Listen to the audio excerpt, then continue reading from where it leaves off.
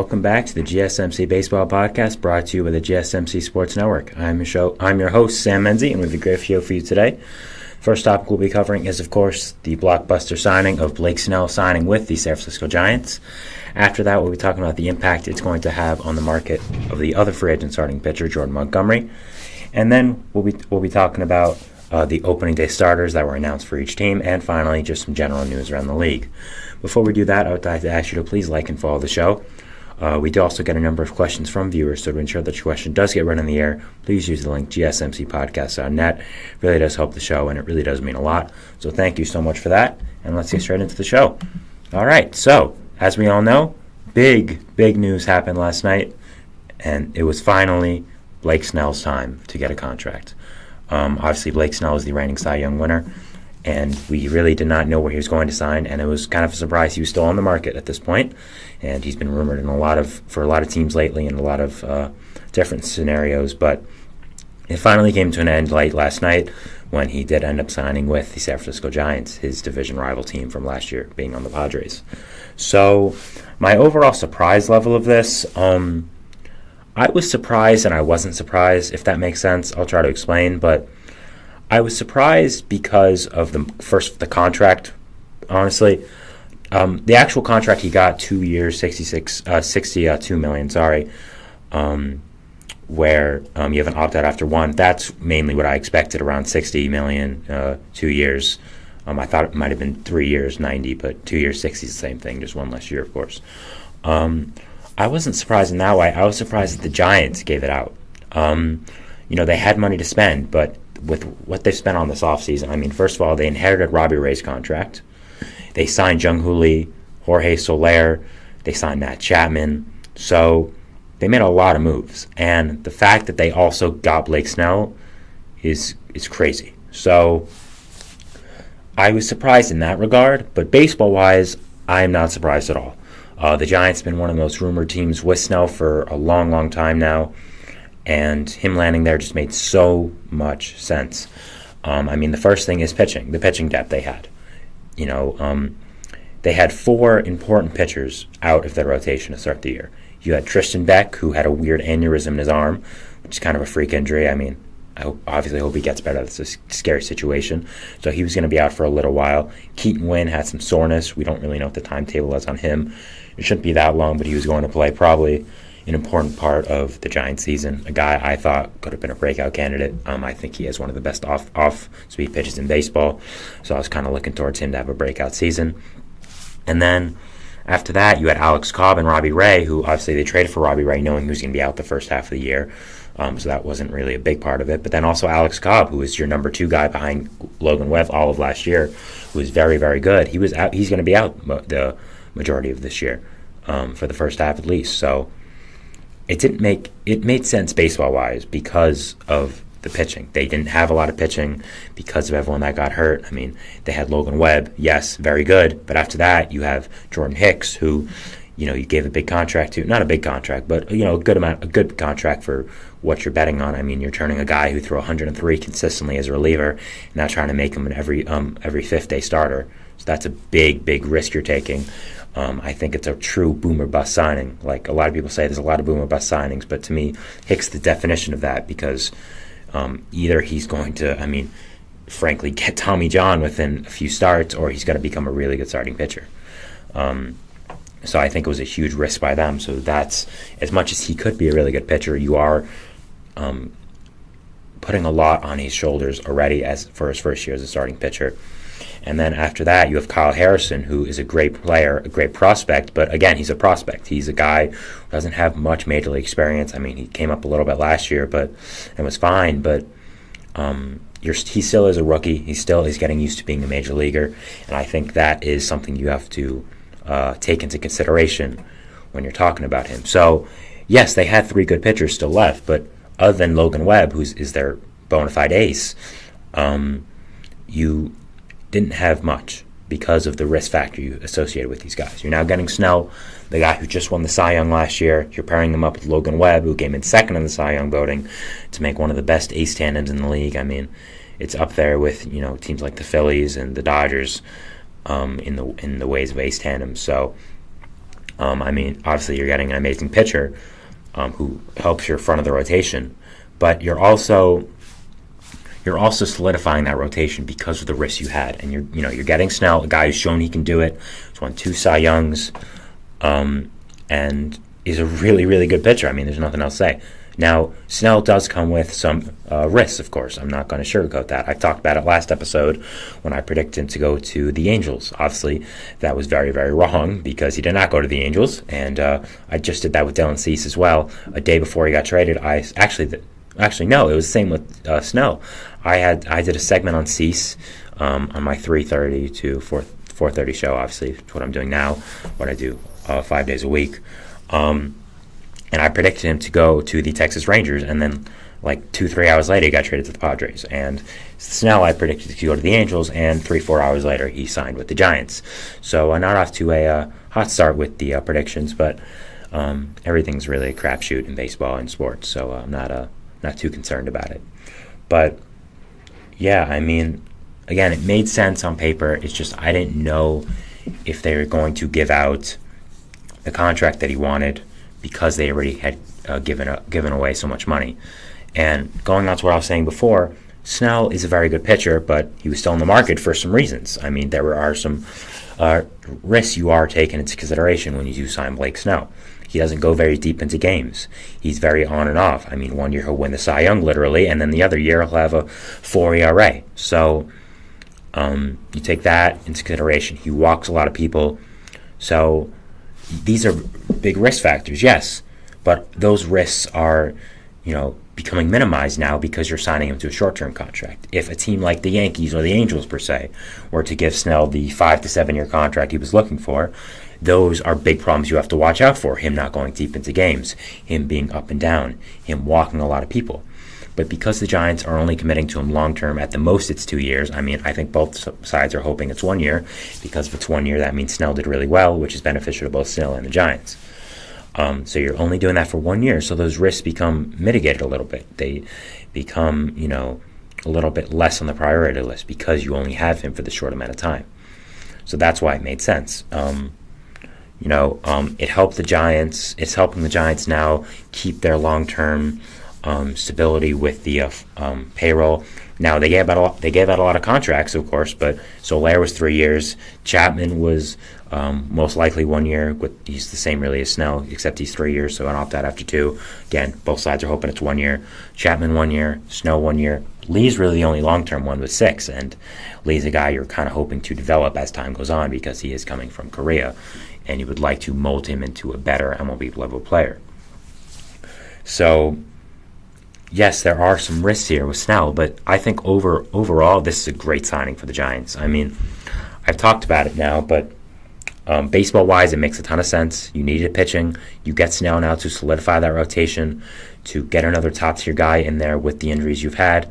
And now when those guys do come back, you can now have a rotation of Logan Webb, Blake Snell, Alex Cobb, Kyle Harrison, Jordan Hicks, Robbie Ray. Keaton Wynn, Tristan Beck as swingmen who are going to fill in if someone else gets injured, I guess. But those are 6 above-average starting pitchers. Assuming everything goes well with Harrison, assuming everything goes well with Hicks. That's an incredible array of starting pitching. And the fact with Snell is he can leave next year and it won't be a problem because you're going to have Logan Webb, you're going to have Alex Cobb, who you could potentially re-sign. You are going to have Kyle Harrison for the long term, Jordan Hicks for the long term. You have these guys like Keaton Wynn and Tristan Beck. So it just makes so much sense baseball-wise that I think the Giants had to do it, and they did. And I love the signing, frankly. I think the ways the people in your division have improved, you had to do something. The Dodgers, we all know what the Dodgers did. They signed the top 2 free agents on the market and then traded for another ace-level pitcher and signed some other great players. So, the Diamondbacks just made the World Series, made a bunch of good moves. The Padres just traded for Dylan Cease.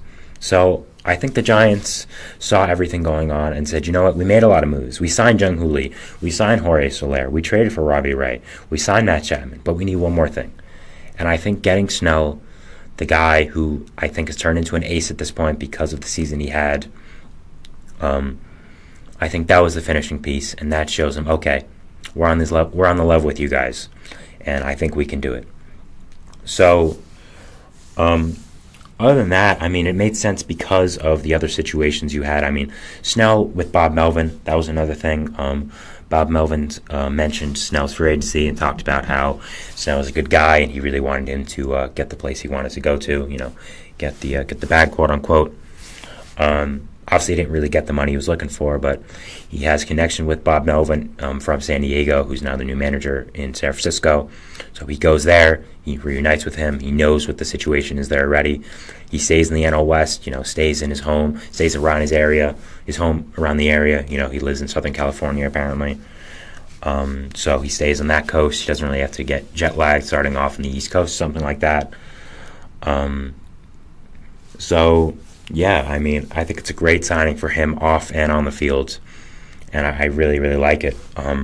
I think now what we have to look towards is the NL West and where the Giants factor in here. Now, are they better than the Dodgers? No. I think everyone can know that. Everyone knows that. I think even the most diehard Giants fans know that on paper they aren't better than the Dodgers. Now, I'm saying on paper because it's always on paper. I mean, I don't want to say this because it's, horrible, but God forbid tomorrow, Yoshinobu Yamamoto could tear his ACL. Like, these are just things that happen in baseball.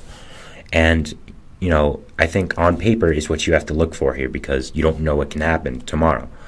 So, on paper right now, as things stand here, March 19th at 3:41 p.m., the Dodgers are better. I don't think anyone's going to rebuttal that. I think the Diamondbacks are much better, in my opinion.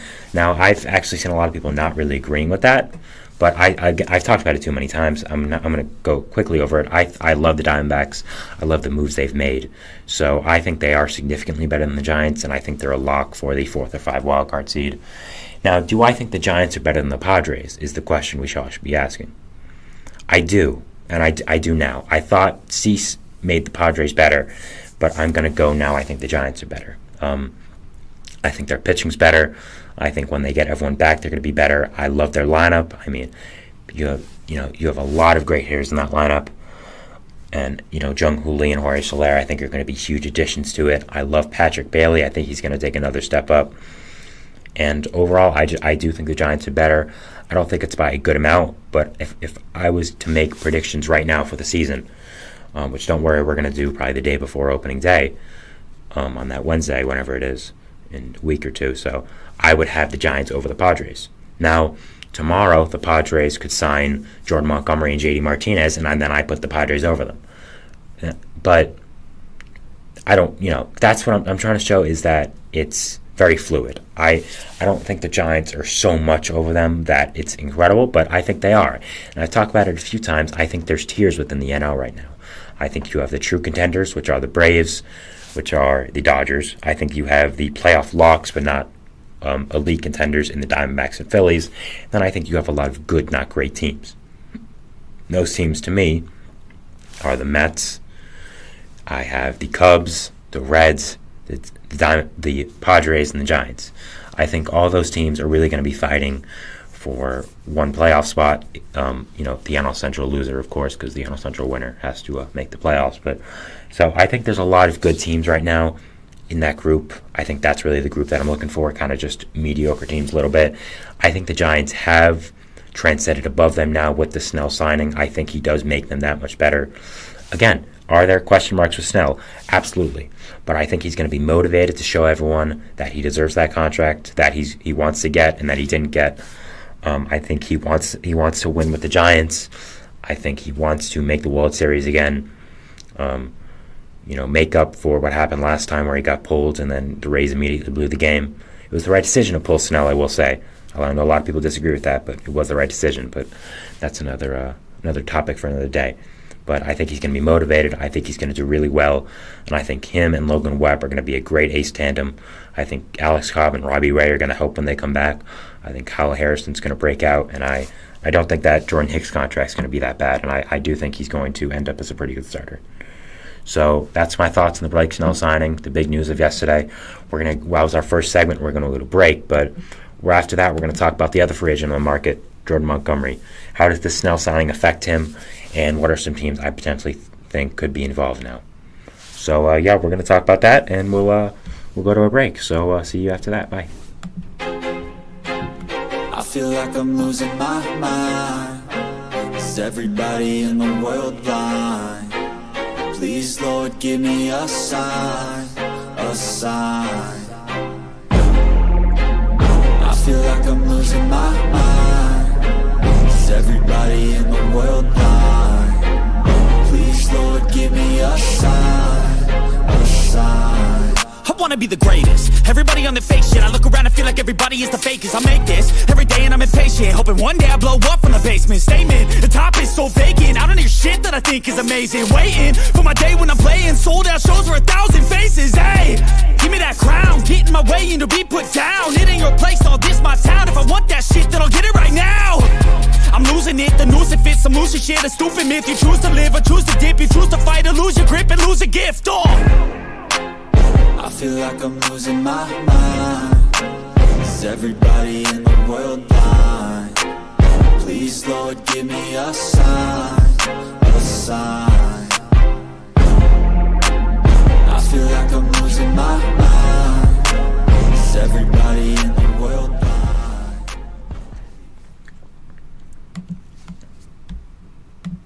All right, we are back here on the GSMC Baseball Podcast after the break. Just want to remind you again to please like and follow the show. Please do donate GSMCpodcast.net. Not only helps me, but helps all the other content creators on this channel, all the great ones. Make sure to subscribe. Make sure to hit the notification bell. Really does help. Make sure you get notified every time we upload a video. Thank you so much for your support, and thank you so much for watching, and we'll get back to the show.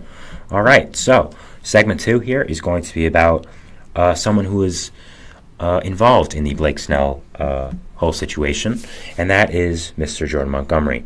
Now, was he directly involved? No, but everything that happens to Snell does affect Jordan Montgomery at this point. I think when you look at who's left in the market, you have two big pitchers. Those big pitchers, they're Snell and they're Montgomery. And Snell signed first, so that takes out some players for the Montgomery market. I think the Giants were heavily involved in Montgomery, and obviously I don't think they're going to be involved anymore considering they just signed Snell. So I did want to talk about where the Snell signing left Montgomery, some teams that could be fits to sign him, and just overall what's going on with that. So let's get straight into it. So the first team I have with Montgomery is a team that hasn't really been mentioned with him, but I think with them losing out on Snell, I think it could be a fit, and that is the Houston Astros. Now, this would be an easy transition for Montgomery, switching over from Arlington to Houston. I think the Astros make a lot of sense for the same reasons they were involved in Blake Snell. They have a lot of pitching injuries, namely Justin Verlander, Jose Urquidy, guys who play big parts of that rotation. And I think signing a guy like Montgomery really helps you. Really helps you with that rotation. Gives you another arm that will perform really well for you guys. And I think he would be a great signing for them. I don't know if Montgomery would be willing to sign a short-term deal, which I believe the Astros are more likely to do. They are in heavy debt with money right now. Not debt, I shouldn't really say debt, but they are within, they have a lot of money on the books right now. They're very close to the third threshold of the luxury tax, which is basically a no-no. That's what we call the Steve Cohen tax, because they made it because he was spending too much money off the rip. But I think the Astros make a lot of sense if he is willing to take a short-term deal. Again, they have a lot of pitching injuries. They got involved in Snell late because of the pitching injuries they suffered. Sorry about moving here. But, I think the Astros make sense for those reasons. We've only heard them connected to Snell, and I don't really know if they are heavily involved in Montgomery. But it just makes natural sense to pivot from Snell to Montgomery because those are the two guys left in the market, both represented by the same person. I'm sure they could take the negotiation straight from Blake Snell to Jordan Montgomery with Boris. I don't think it'll be a big deal. I think this would be a great opportunity for Montgomery to pitch in another World Series situation. The Astros get a guy who solidifies that rotation depth if Urquidy and Verlander are out for an extended amount of time. He knows the Texas market, obviously. I mean, he knows how to pitch in big games. We saw him be one of the deciding factors of why the Rangers won the World Series last year. So I think he makes a lot of sense for the Astros, sorry. And I think they are definitely a fit for his services, even though we really haven't heard them mentioned. But on paper, this is a great fit, in my opinion. And it's definitely something I would look towards. I didn't really think this was a fit, but after the way we heard that the Astros were seriously pursuing Blake Snell, it only makes logical sense for them to go after Montgomery after losing out on him. So I definitely think they could be a fit, and I think it would be a seamless one at that if Montgomery does end up going there. The next team we're going to be talking about is kind of the opposite of the Astros, a team that hasn't really been mentioned recently, but overall has been mentioned a lot, and that is the Boston Red Sox. Now, I've talked about Montgomery and the Red Sox so many times over the course of this show, and for good reason. The Red Sox need a starting pitcher, especially now with the injury to Lucas Giolito, who is slotting in to be one of your aces. Montgomery would be a nice fit there. A guy who has connections to the Boston area, is, according to a lot of reports, training out there in the offseason. His wife works there in a hospital, so he wouldn't have to move his family at all. Could stay there, be pretty convenient for him. And again, baseball-wise, it makes a ton of sense. The Red Sox, I think, have a better future than a lot of people give them credit for. I think they have a lot of nice young talent there. Guys like Kyle Teal, Marcelo Mayer, Sedano Rafaela. Now, I've mentioned these guys a lot because I talk about the Red Sox a lot because they are a big market team. I mean, they have a lot of news around them. We're going to talk about the Red Sox more than, a team like the Tigers or the A's or someone like that. Just that's how it works. So if I have talked about the Red Sox prospects too much or the Red Sox too much, that's just the show works. Sorry. But yeah, I think the Red Sox would be a pretty great fit for Montgomery, off the field wise and on the field wise. I think it would give them kind of a bridge to competitiveness, kind of leave them with something. You now have two guys you can look toward to being the top of the rotation guys for a long time. You have Brian Bayo, of course, the top prospect who you just gave a big extension to. You have Montgomery up there. Maybe one of your guys who are kind of in the mediocre lens right now, as in Garrett Whitlock, Tanner Houck, Cutter Crawford, Nick Pivetta, one of those guys steps up. You make them a big part of your future, and then you have three nice guys to build around in that rotation. I think it's definitely possible, and I think Montgomery makes a lot of sense for Boston, on paper and off. So, I definitely think they're a fit. They've been mentioned a lot with him, including that they had a Zoom meeting around spring training time with him. So I think a lot of ways Montgomery fits with Boston, and I think it's definitely a team to look out for with them. I also think they will be one of the few teams on this list that I have that would be willing to give him a long-term contract. I think because they aren't in the win-now situation like a team like the Astros are, or the Giants who just gave it to Snell. So I think making him a long-term piece of the Red Sox, of their future for the Red Sox, would be intriguing to him and to the Red Sox organization. So I definitely think he's a fit there, and definitely one I'm looking forward to watching and keeping my eyes on as the season does go forward and as the market does go forward. After that, we have another team that's been mentioned. It's mentioned somewhat, but makes a lot of sense on paper, and that is the Philadelphia Phillies. The Phillies I've mentioned less since they extended Zach Wheeler, because I kind of thought those two went hand in hand as they're both big pitcher contracts, but I still think it makes a lot of sense. The Phillies need some help in that rotation. There are some guys, yes, you have, of course, Nola, you have Zach Wheeler, but after that, you have some question marks. Ranger Suarez is good, but Christopher Sanchez, Taijuan Walker, you're relying on those guys for consistent innings. And who would you rather have, Jordan Montgomery or Taijuan Walker or Christopher Sanchez? I'd pick Jordan Montgomery. I think Montgomery to the Phillies makes a lot of sense. It helps them get another great pitcher in that rotation. They would only give him a short-term deal. He could be off the books next year, most likely. It gives them another chance to go to the World Series with a pitcher who has a lot of experience there. I mean, it was one of the big reasons why the Rangers won it, as I mentioned before. So with the Phillies trying to make it back to the World Series, trying to win it this time, I think Montgomery would make a lot of sense in that way. I think having a 1-2-3 of Wheeler, Montgomery, Nola would be pretty incredible. I mean, in a division as competitive as the NL East, I think this would be a great signing for them. I think it makes a lot of sense on paper, and I think it's something that I would definitely watch. I'm a Phillies fan. Again, I think it would be a short-term contract. I don't think they're going to be willing to give him a long-term one. I'm not really sure how Montgomery feels about that. From reports I've read, it's kind of split in the way of they don't really know what he wants. I think him getting a long-term contract is more likely. I think Boris has to know one of these guys. I mean, Bellinger, Chapman, Snell all got short-term contracts. I think Montgomery could be the one to get the long-term deal because he isn't asking for as much as Snell, as Chapman, as Bellinger, because he probably isn't on that level yet. Jordan Montgomery is a very good pitcher, don't get me wrong, but I don't think he's a superstar or a star in this league. I think he's a really good player. But that's kind of it. After that is a team that's potentially a stretch for this, and that is the Texas Rangers. Obviously, he played with the Rangers last year, won a World Series with them, so I think there's a lot of hometown love there. But as we know, Chris Young said that they are okay with the rotation as it is, and that is they are unlikely to bring back Jordan Montgomery. I think this is mainly for money reasons. They have a lot of money on the books going to the future. Of course, they have the Seager and Semien contracts, but you also have a lot of other guys as well, like DeGrom. You have Scherzer for this year. You have, who else you got? You got a lot of other players. You got Evaldi, you got Heaney, you got Gray. You're going to have to pay your other guys as well, like Adolis Garcia, Evan Carter, Wyatt Langford, you might even extend.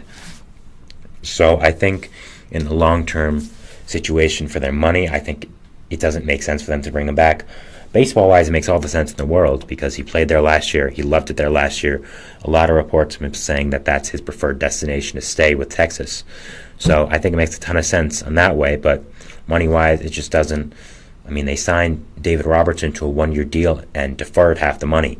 So that's pretty crazy in my opinion and shows how tight they are for cash. But they won a World Series, so it doesn't really matter at this point. In my opinion, you win a World Series, your fan base is not allowed to complain for 5 years. So I think for 5 years they can do whatever they want because the ultimate goal of winning sports is a World Series, and they did that. So I don't really think Rangers fans can be all that mad. He did what he needed to do. He gave some great prospects for him. I think Thomas Sagasi is going to be a great player for the Cardinals, but I think you do that trade 10 out of 10 times, considering you just won a World Series. Finally, we're ending it off here with the Los Angeles Angels of Anaheim. Angels were the team I expected to sign Snell, so I think they could be signing Montgomery here. I think they're a big fit. I think it all depends on what kind of contract does he want, and do the Angels pay that?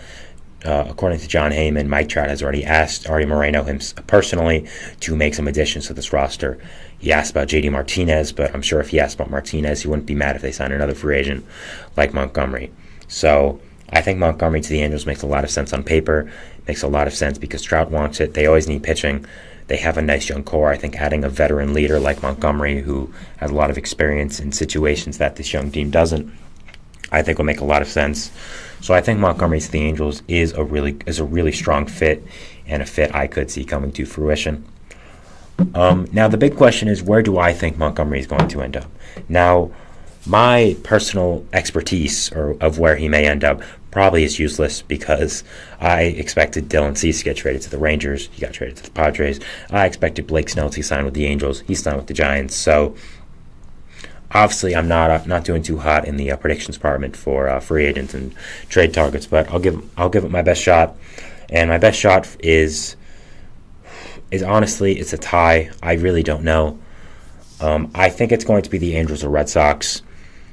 If my gut feeling tells me it's going to be the Red Sox because they've been mentioned with him a lot, but I just don't know if they're going to be willing to give him that contract. But that's kind of the same questions I have with the Angels. If I had to guess, I would say the Red Sox, but I think it's going to end up between them and the Angels. I said before a while ago that if Snell didn't sign with the Angels, I think Montgomery would, and I still think that's a strong possibility. I'd really go 50-50 with him and the Red Sox. But as of right now, I think the Red Sox just make so much more sense because of the need they have, because he is in the Boston area. I just think that makes it a much stronger fit. Now, because I said this tonight, he'll probably sign with the Astros or the Phillies. But, this is my best guess as of right now. I think Angels and Red Sox are the two teams to watch here. I think those are the teams to look at if you are a guy who's trying to see where Montgomery would go, or if you are a fan of the team of where Montgomery, or you are a fan of a team that has been mentioned with Jordan Montgomery. So that is my second segment, talking about Jordan Montgomery and the effect Blake Snell signing with the Giants has had on him. We're going to go to our third segment here, which is going to be talking about something different from what we talked about before. It is going to be talking about the opening day starters. Every team has listed them, so we now know all the matchups. So just going to talk about that, give some quick thoughts on it, and we'll see you after the break. Thanks.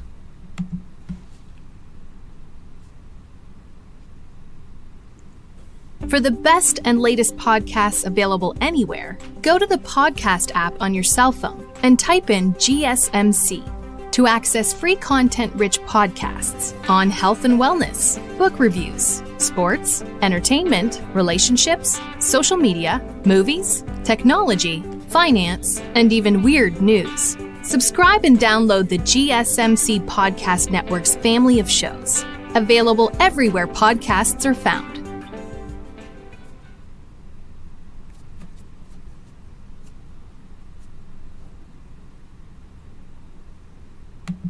All right, we are back here on the GSMC Baseball Podcast, bringing you our third segment. And our third segment is going to be venturing away from what the first two segments were about, which was about the big news of last night, which was Blake Snell finally signing, and him signing with the San Francisco Giants. So this is going to be something different about that, of course. So what we're going to be talking about is the opening day starters for each team. They were announced today. They were finalized today. A lot of teams had already announced them, but we now know all the matchups. So, going to give my full thoughts on all these, and let's get into it. So the first game we have is March 20th, which of course is tomorrow. It is at 6:05 a.m. I will not be awake for that. I don't know about you guys, but I will not be getting up at 6 a.m. unfortunately to watch one game. It's not really opening day, because opening day is what I've known it as, of what I've grown up on, is what, sorry, I have a brain malfunction there. Opening day to me is 15 games, all slated around from 1, 4, 7, 10, all these different times. Every player's introduced. It's, you got the ribbons on the field. That's what my opening day is. This is just one game, and it's not even in America. I think it's great what they're doing with the Soul Series. I do. I think bringing baseball to other countries is always amazing, especially one as prevalent in baseball as Korea is. I think the Padres and Dodgers are the perfect choice, because other than the Padres having a lot of Korean players on their roster, I also think there's a big Asian population in California with the Dodgers and the Padres, so I think it made a lot of sense in that ways. But going on to the opening day starters, no real surprise, it is Tyler Glasnow for the Dodgers and Yu Darvish for the Padres. Both teams are having different opening day starters than last year. Last year for the Dodgers, it was Julio Urias, whose MLB career is most likely done after another allegation of domestic violence. So obviously he will not be on the team. And Padres was Blake Snell, who just signed with the Giants, of course. So, good matchup here. Darvish, of course, great pitcher. Glasnow, great pitcher. Really excited to see what he does in Dodger blue. Really excited to see that hair flowing in Dodger blue. Going to be really, really nice. So, definitely a game I'm looking forward to. I just wish it was a little later. I'll try to catch the end of it, potentially, but still a good game, and still a game I'll be recapping on here tomorrow, most likely. Next after that, we have going to the real opening day, in my opinion, Thursday, March 28th. Brewers at my Mets, 1:10 p.m. We will most likely be covering this game on stream, as I will be streaming at 3:30. So I do not think the game will be over by then, but it is possible. So for the Brewers, it is Freddie Peralta starting his first opening day start. Last year, of course, was Corbin Burns, who just graduated to the Orioles a while ago. So obviously will not be starting for them. And for the Mets, it'll be Jose Quintana, who I don't think anyone expected to be starting opening day, but after the Kodai Senga injury, that he'll be out around a month or so, Quintana was the obvious choice, him being the number 2 in the rotation. The first opening day start for Quintana, the first left-hander to start opening day for them since John Neese in 2013. Last year was Max Scherzer, who of course was traded at the deadline, so he will not be starting for them. So good matchup here. Two guys who have to fill in and be the ace for the teams after some injuries and trades. So definitely something to look forward to, and definitely something I'll be watching here. We next have Braves at Phillies, a divisional matchup at 3:05 p.m. Eastern. For the Phillies, it will be Zach Wheeler, his first opening day start. I think he's definitely earned it from Aaron Nola. Aaron Nola's a great player. He started last year, of course, but I think Wheeler's shown himself to be the much better pitcher at this point. He's broke out so much since coming over to the Phillies, and I think he is one of the best pitchers in baseball, and I'm really happy for him, seeing him getting the opening day start, seeing him get the credit he deserves. After that, we have Spencer Strider for Atlanta. No surprise here. Strider is one of the better pitchers in baseball. Has some of the best pitches in baseball. Is taking over for Max Fried, who was the starting pitcher last year for opening day. Strider has now become virtually their ace, I think, especially with Fried most likely being his last year in Atlanta. They're trying to pass the torch, per se, to Strider once Fried leaves to make it as smooth as possible. So Fried and Strider are both very good pitchers, both neck and neck for the ace of the Braves staff. But I agree with this decision. I do think Strider is better, and I think he deserves it. So congrats to him. Congrats on being so young and doing it. And, excited. Angels at Orioles. The Orioles will, of course, be starting newly acquired ace Corbin Burns. Making his first start as not a Milwaukee Brewer. Last year, their opening day starter was Kyle Gibson. Yes, the team that won 101 games, their opening day starter was Kyle Gibson. That's pretty incredible, I'd say. So definitely a big upgrade for the Orioles here. I'm really looking forward to Corbin Burns in Baltimore and seeing what he can do and seeing how this does end up. So definitely something to watch here and something that I'm really, really looking forward to. For the Angels, Patrick Sandoval, he gets his first start of his career on opening day. Since Ohtani did leave, he is the ace now. Ace, quote-unquote. He's not really the ace, but they don't have much pitching, so kind of the best they got right now. Still a good pitcher. The first left-hander to start for the Angels since 2009 when it was Joe Saunders. So, looking forward to his season. Looking forward to seeing what he can do in the absence of Ohtani. And, really looking forward to his season. And if he can bounce back a little bit. He's had some rough seasons, but I think there's still a lot of potential in there. So a lot of stuff he has. And really looking forward to seeing how his season gets off. We finally have a repeating opening day starter for the Minnesota Twins. It is now Pablo Lopez. Started last year after coming over in a trade from the Marlins for Luis Arias. The clear pick, in my opinion, for the Twins opening day starter. One of the better pitchers in baseball. Guy who's really flourished since coming to Minnesota. Was a great pitcher in Miami, yes, but I think has definitely broken out with Minnesota. Lived up to a lot of his potential and has become a really, really good player. Is making a second opening day start for them for a reason. Is now definitively the ace after Sonny Gray left, who might have had a better season than him last year, but I think most people would take Pablo Lopez over Sonny Gray still. So, definitely happy for Pablo Lopez and definitely looking forward to seeing what he can do in his second opening day start against the Royals. The Royals will be starting. The page is it is malfunctioning here. The Royals will be starting Cole Reagans, which is expected from me. Reagans came over in the trade for Aroldis Chapman last year and absolutely broke out. Was so good with the Royals. His fastball was amazing. His pitches overall were amazing. And, he definitely deserves this opening day start 100%. So I'm really happy for him. Really excited to see what he can do with the Royals. And I think this is definitely the right decision. I don't think anyone expected him to be this good when he came over in that random trade. He posted a 2.64 ERA and 26 consecutive scoreless innings with the Royals since coming over. He's 26 years old, a guy the Royals can build around. I think was one of the big reasons they spent this offseason trying to improve around their core. So, definitely excited for him and definitely excited to see what he can do and build off his season last year. I'm a big fan of him and really hoping he is really, really good. Last year, their opening day starter was Zach Greinke, who I don't really know what's happening with him. I think it's still a chance he signs back as he is very close to 3,000 strikeouts. But he's not that good anymore, frankly. So I don't think he would have been the opening day starter anyways. After that, we have White Sox at Tigers. I talked about it yesterday, but the surprise for the White Sox is Garrett Crochet being their opening day starter. After trading Dylan Cease, they didn't really have a bona fide ace. And I think if anyone was to step up, I think Crochet does make a lot of sense.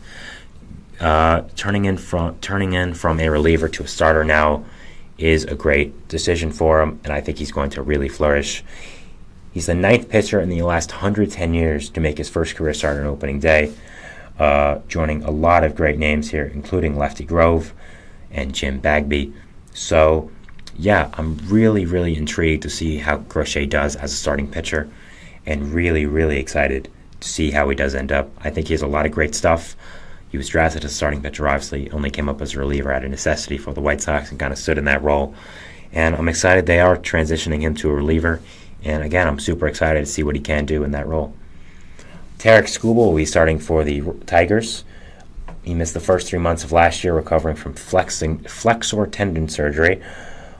He locked in June, though, posting a 2.80 ERA, 7.29 K over walk ratio. He only had a 2 FIP. So he was done really, really well. This is a guy I'm really looking forward to watching break out. I think he can. Filling in for Eduardo Rodriguez, who obviously left for Arizona in the offseason. So definitely a big guy I'm watching, and I'm really excited to see what he can do in that role for the Tigers. After that, we have Pirates Marlins. Making his second consecutive opening day start, Mitch Keller, fresh off the extension, is the Pirates' ace as of right now and will be for a little while after getting that big extension, is part of their future. Really looking forward to seeing what he can do off that extension, seeing if he can build off that season. And yeah, super excited to see what he can do against this weak Marlins lineup and if he can dice him up. After that, we have Jesus Luzardo making his first opening day start for his hometown Miami Marlins, replacing Sandy Alcantara, who of course is out for the year with Tommy John. I think Luzardo can become a real ace, can become a guy that is going to be ahead of their rotation for a long, long time, and is going to become a really, really good pitcher. I think he could potentially be traded at the trade deadline if the Marlins do perform like I expect them to, which is not very well. So that's something to watch here, but Luzardo's a great pitcher, and I don't think Marlins could have asked for a better person to be their opening day starter. After that, we have Cardinals at Dodgers. It's not opening day for the Dodgers, of course, because they opened in Seoul, but for the Cardinals it is. It is Miles Mikolas making his third opening day start. Wow. That is sad for the Cardinals. I mean, Mikolas, he's a good pitcher. I don't want to, get anything wrong here. He's a good pitcher, but he's making your second consecutive opening day start for the Cardinals shows just how lacking their pitching has been, because in no way is he an ace in this league. I'm sorry, he's just not. So I think that is kind of embarrassing for them.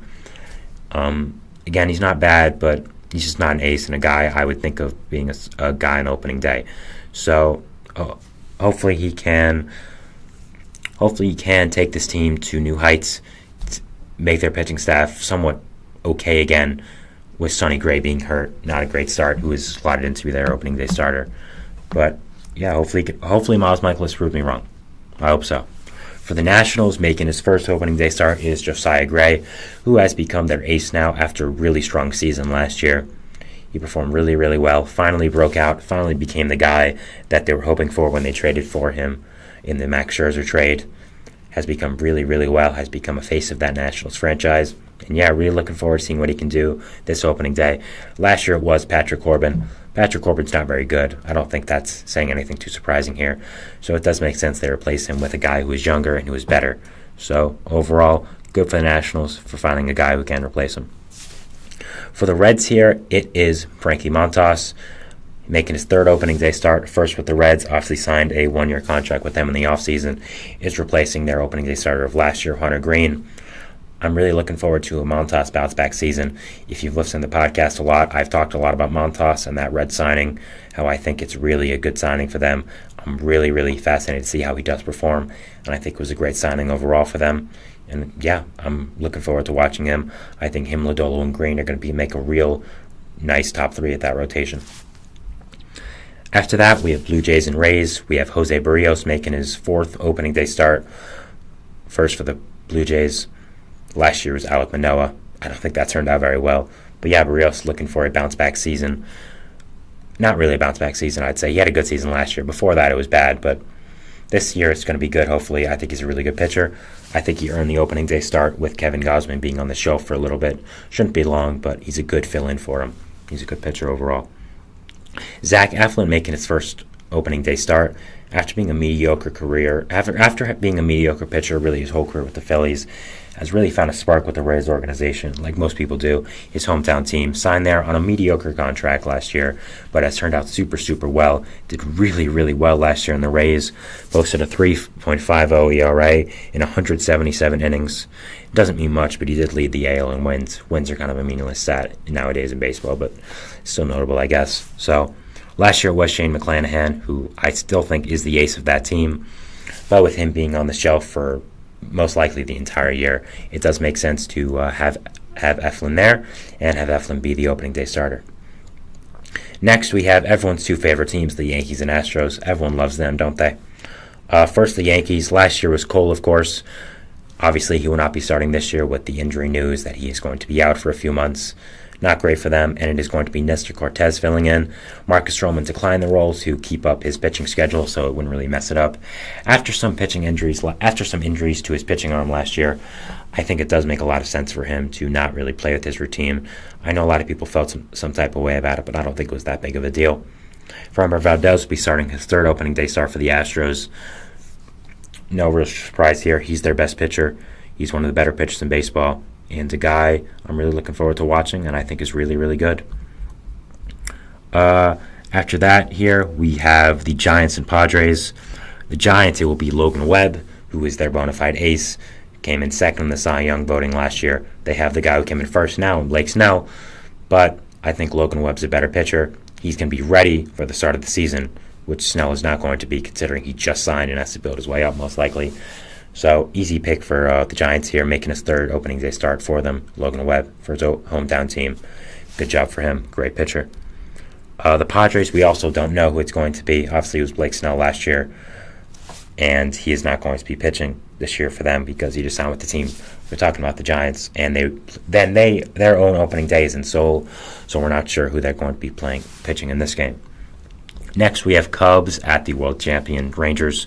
Cubs will be starting Justin Steele in his first opening day. Obviously, had a breakout season last year, became a real ace in this league, was high in Cy Young voting, so it only makes sense that he is going to be their opening day starter.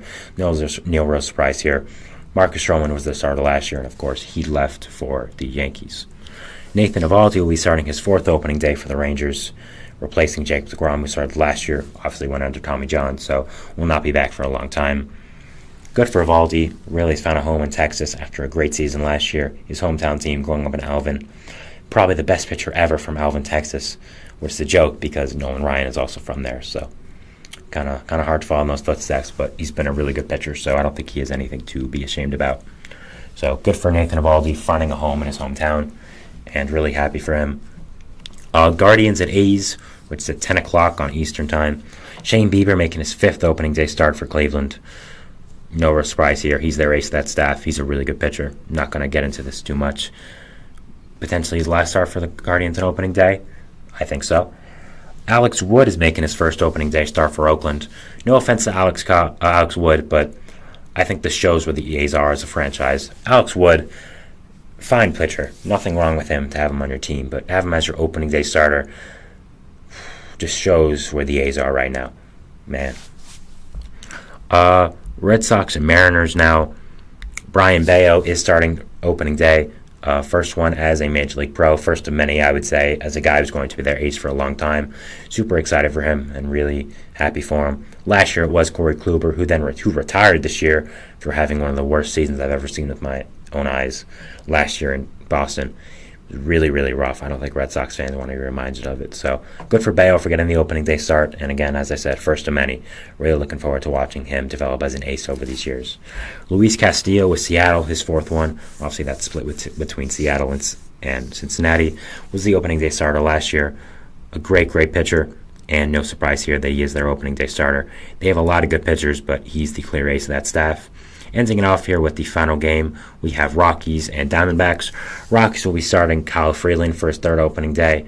Him starting three opening day is, again, indicative of where the Rockies are as a franchise and how little pitchers they have. Kyle Freeland, fine player, but not an opening day starter caliber guy in my opinion. And Zach Gallen will be starting his second opening day, consecutive one as well, for the Diamondbacks. Has really become their ace and has become a guy that is one of the best pitchers in baseball, so no surprise there. All right, that segment was a little long, but I'm sure you guys were okay with that. So we're going to move on to our final segment after that, which is general news around the league. It is a little different than the usual news around the league segments, but we'll explain when we get there. All right, so we'll see you after the break. Thanks, bye.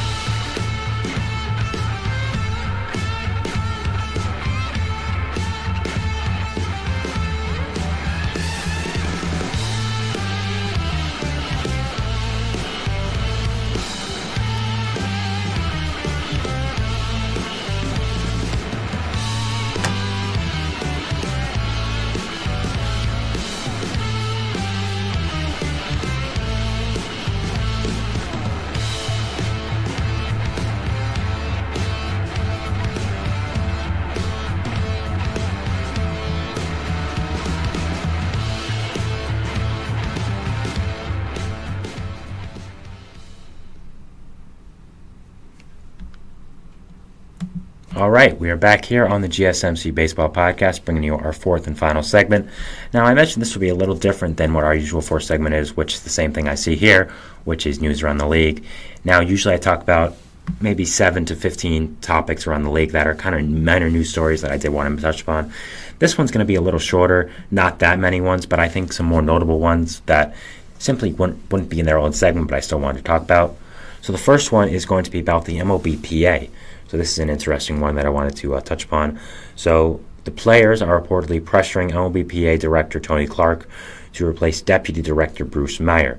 So there's been a lot of situations bubbling within the MLBPA that they are unhappy with his right-hand guy, Deputy Director Bruce Meyer.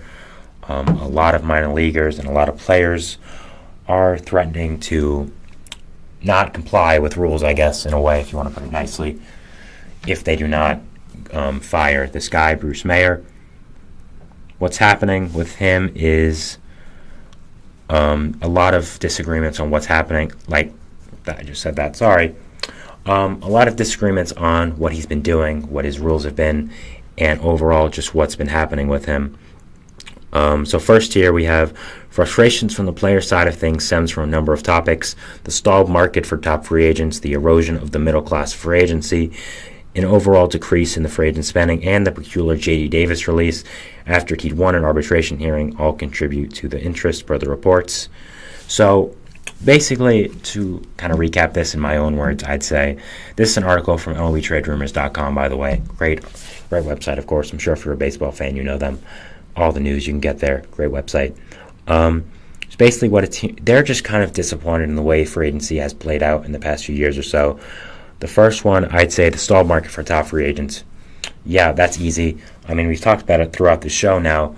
Jordan Montgomery, Blake Snell, Matt Chapman, Cody Bellinger were all on the market very well into spring training.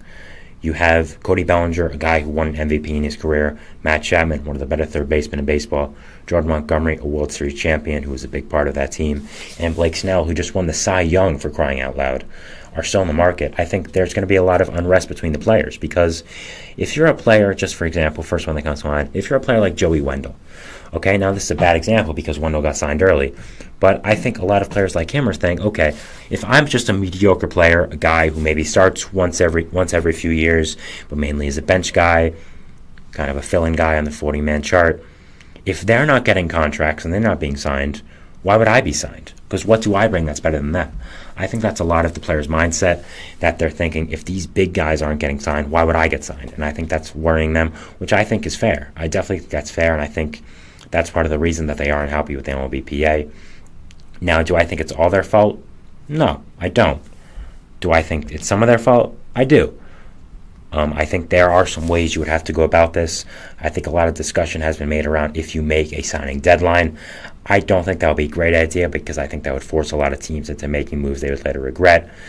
But again, I think you have to look at this a lot of ways, and you have to think about what are some ways we can solve this, what are some ways that this can continue and not be as impactful as it has been. I mean, as a baseball fan and as a guy who covers the sport now as a profession, it sucks. Really, it does, waiting for all these guys to sign and waiting for these guys to sign well into spring training when the season's about to start.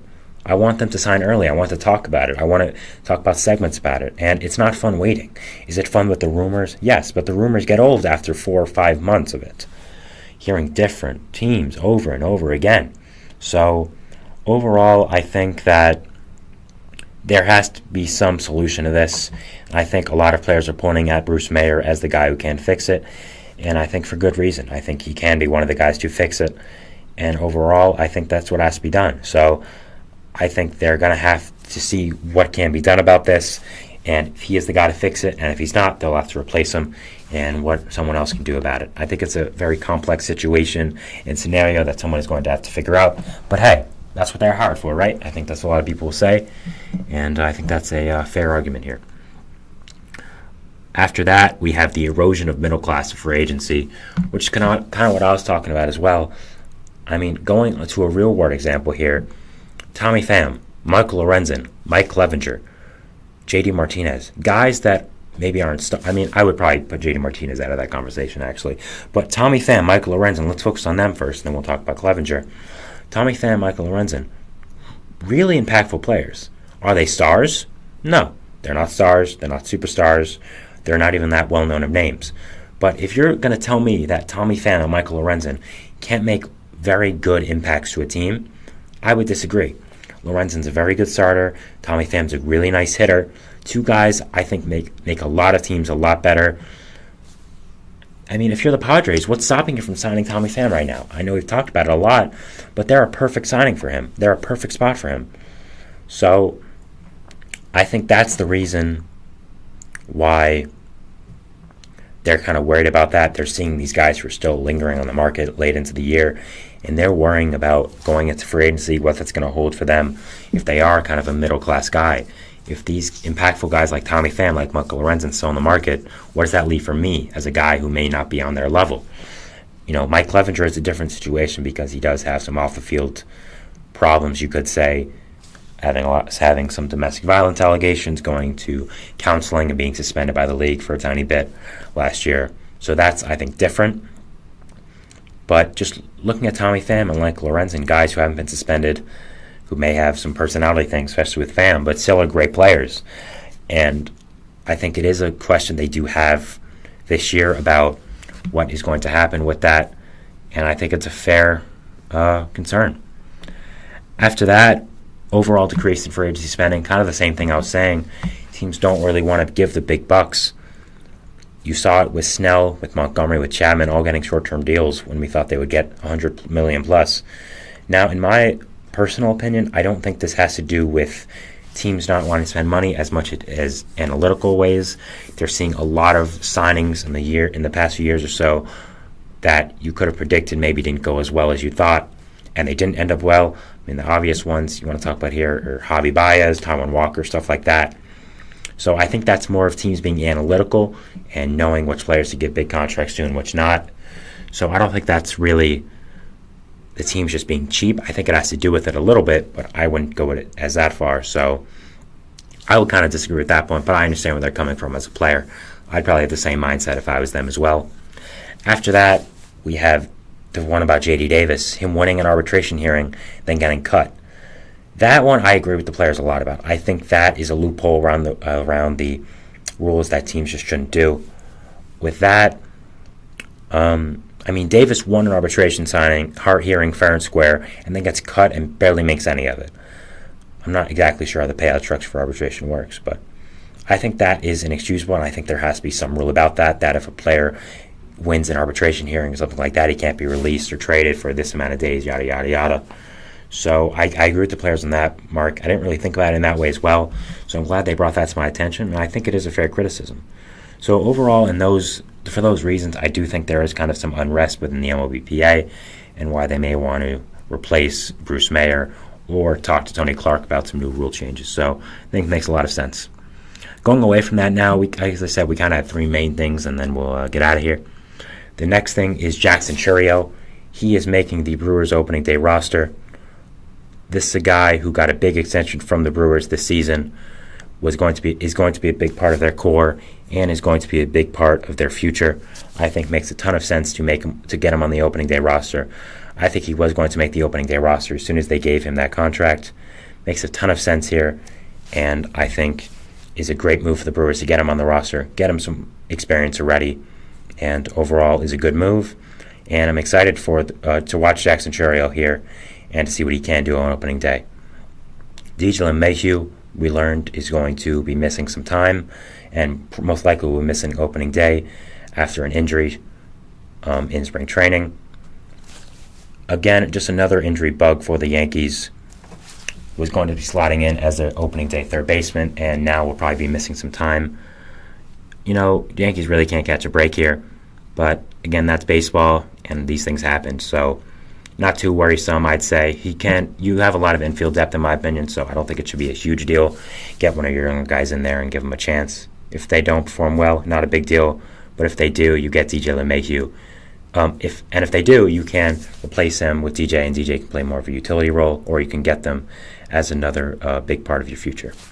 So those are the topics I want to talk about. Thank you so much for watching the show today.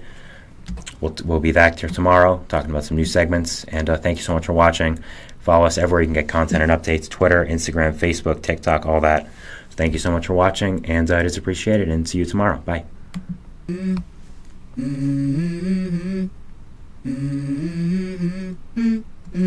Let's go. I wake up to a little bit of drool on my pillow, feel like it's gonna be a bad day. Yeah, I'm tired of shit, and the coffee ain't hit yet, damn ain't that